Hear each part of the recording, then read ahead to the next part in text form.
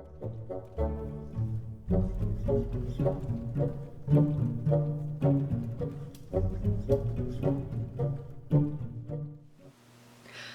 everyone and welcome to Vlogmas Day 3.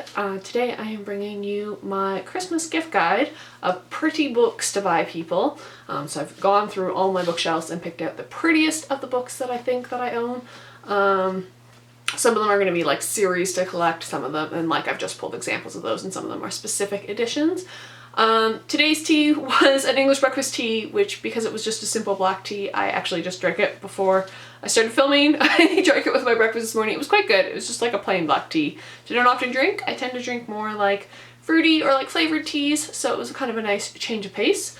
But let's get on with the gift guide because I have a lot of books to talk about. So the first ones I want to talk about are some slightly more expensive ones, and they are hardbacks, and they are these beautiful gilded, so I'm going to shift a little bit, Fitzgerald editions, of which there are 7 total. I'm just showing you 2 of them, 2 of my favorites actually, The Last Tycoon and The Great Gatsby.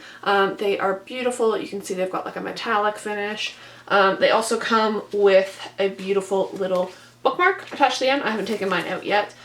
So if you want to buy for somebody and you want something like their aesthetic is kind of a little bit more glamorous, these are definitely the option. And they do have some silver ones and gold ones. These are more bronzy, which I think are my favorite. They're like rose gold, so if you know somebody who's obsessed with rose gold, pick these up. Also, Fitzgerald is just fantastic, so you can't really go wrong with that. Next up is another stand-in for a collection, and that is the VMC designer editions, which I quite like. I have this copy of Rebecca, which I would also recommend because Rebecca is a fantastic novel by Daphne du Maurier. These are all beautifully designed. They look really nice on a shelf. They don't have any dust jackets, which is kind of nice. And they range around like $20 Canadian, UK, £13, give or take. So not like a super expensive gift, but a beautiful one as well. And then I also have these beautiful cloth-bound classics. I have a love-hate relationship with these because these are 2 of my favorites, and that is Frankenstein by Mary Shelley and Northanger Abbey by Jane Austen. I also absolutely adore my copy, which you can kind of see in the background there, of Anna Karenina, are some of my favorites. Sometimes these tend to be a little bit more fragile. Like I found my copy of Middlemarch by George Eliot, the pattern tended to rub off, but for the most part these are fairly well constructed, and they do look beautiful on a shelf together. I'm a big fan of these 2. I think Frankenstein's probably my favorite, and Northanger Abbey and Anna Karenina are tied for second. So now I've got some slightly, well, continuing on with the theme of classics. Surprise, surprise, guys. Pretty much everything I'm recommending is classics or related to classics. I also love this edition of Dodie Smith's I Capture the Castle. It is similar to the VMC ones, and I think that this was quite cheap. It's also listed as £13 on the back. I think I paid like $20 for it. It's just absolutely beautiful, and this is a great story. I would recommend this if you're buying for like a young adult. Definitely a wonderful, wonderful story. Even for an adult, it's a fantastic story, and I adore this, so definitely recommend it. Another stand-in is for the beautiful, beautiful Jane Austen editions that Vintage has put out. They've also recently put out some Bronte ones, so they've got Jane Eyre and Wuthering Heights, and my favorite, The Tenant of Wildfell Hall, which unfortunately are not available in Canada until February, but you can order them from Book Depository, so I will leave a link in the description down below for those as well.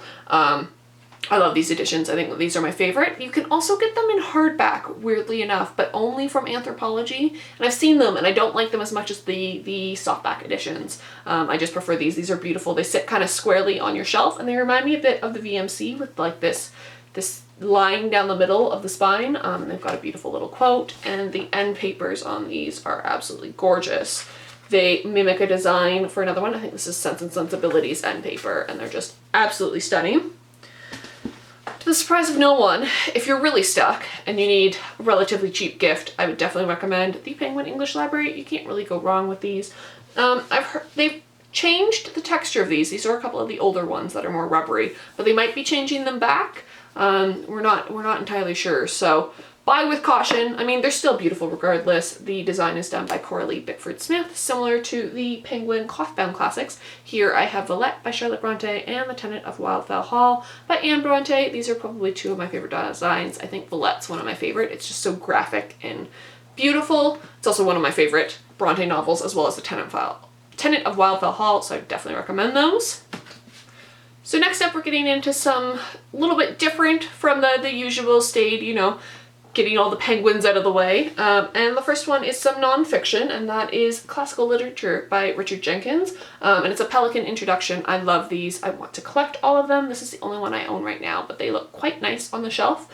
I definitely recommend this. This is on the cheaper side. I think it's only like $17 Canadian and £8 in the UK. So definitely would recommend this.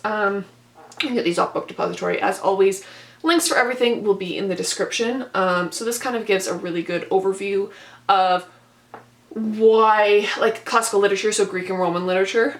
So if you know somebody who's interested in that or getting used to it, like just starting their uni degree, I would definitely recommend this. This is a good starting point. And on a similar vein, I also have The Mighty Dead, Why Homer Matters by Adam Nicholson. Kind of has a little bit of a sheen to it. This talks about like why classic literature is still important today and how it like shaped literature society. This is just a beautiful book. I just love it. It's a little bit more on the expensive side for nonfiction. It's $19 Canadian or £10 UK, so that's a little bit more pricey, but it is absolutely wonderful, so I would definitely recommend that for the classics fan.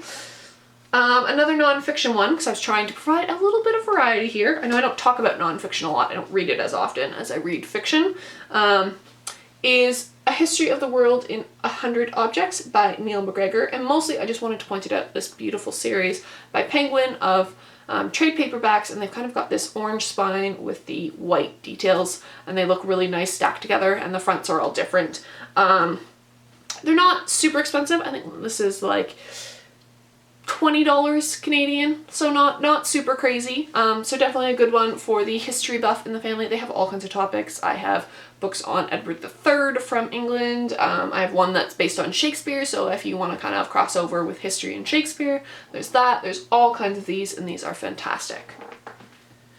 Next up is some poetry. I'm not super into poetry, but I've started to get more into it. I love these little Everyman editions. This is my copy of the Frost one. They are similar to the Everyman, except that they have beautiful, beautiful soft colored bindings underneath, and they're just a little collection.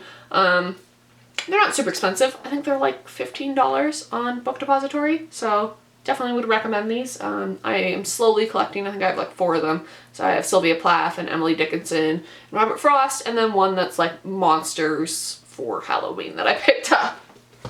And then I have 2 other poetry ones by Faber and Faber, and that is the T.S. Eliot Selected Poems and Ariel by Sylvia Plath. I really love these. These have gorgeous end papers. This is the Sylvia Plath one. And this is my favorite, the T.S. Eliot one. Ugh, just beautiful, beautiful. Once again, in the like under $20 range, so not too bad. Next up is one for, you know, the collector in your life, the person who's a little obsessed with fantasy. This is one of my favorite editions of this book, and I own a few of them, so I feel like I'm a little bit of an authority, and that is The Hobbit by J.R.R. Tolkien in this beautiful leather-bound copy. This actually isn't that bad. I did look it up last night when I was making sure it was still available when I was compiling the books to include in this last night, and I think it's on the more expensive side. It is probably one of the most expensive books in this gift guide, and it's around $40. I think you can get it cheaper if you buy it used. My copy is used and it's got a little bit of wear and tear on it, but I'm okay with that. But this is beautiful, and it comes in this slipcase. It's got marbled paper edges. I don't know if you can see that, if it'll focus on it. And it's absolutely beautiful. I don't know if it's illustrated. Oh, it's got some illustrations. I don't know who the illustrator is, but it does have some illustrations, so I definitely recommend this. This is probably my favorite edition of The Hobbit that it might be the favorite edition. My other favorite is like the one that I had as a child, so that will always hold a place in my heart. And then finally, I have some miscellaneous ones. An easy gift to get somebody is get them a drop cap with their letter on. I have James Joyce's A Portrait of an Artist as a Young Man. I really like these. These are kind of, some people hate these on BookTube, and that's totally okay. You are entitled to your entirely wrong opinion. I really like them. I think that they hold up really well to reading. I have read like half the collection, I want to say, give or take, almost half. So yeah, I quite like them. I think that they provide a really good overview of like literature, and they're kind of fun to get somebody, like get them their initial. If you want to be like really splurgy, get them their first and last initial, and that's kind of a cute gift. Next up is one for a younger audience, although it is still wonderful for adults, and that is the 40th anniversary edition of Watership Down, which is this beautiful illustrated cover done by Penguin. I'm a big fan of this. I love this book. It's probably one of my favorites. I've written papers on it. I just adore it. It's wonderful. Highly recommend it. Children and adults alike. Go for it. Next up is for the more sciencey person, and this is a beautiful book. And this is 7 Brief Lessons on Physics by Carlo Rovelli. Sorry, I struggle a little bit with that title. And it is shimmery and gorgeous and just absolutely stunning. I would highly, highly recommend this.